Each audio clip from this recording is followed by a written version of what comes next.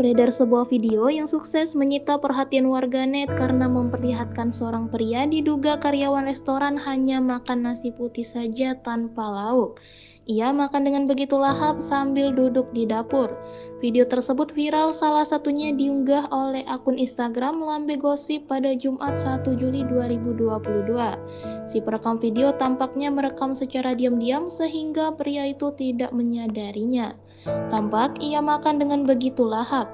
Namun setelah menyadari jika dirinya sedang direkam, pria itu langsung malu-malu dan membalikkan badan dan melanjutkan menyantap nasi putih di piringnya. Yang mencuri perhatian warganet adalah pria itu makan hanya dengan nasi putih saja tanpa dengan lauk. Padahal menurut keterangan di video, pria itu merupakan karyawan restoran. Para warganet yang melihat video itu langsung memberikan berbagai macam komentar. Kendati begitu, belum diketahui kapan video itu direkam dan di mana lokasi restoran tempat si pria bekerja.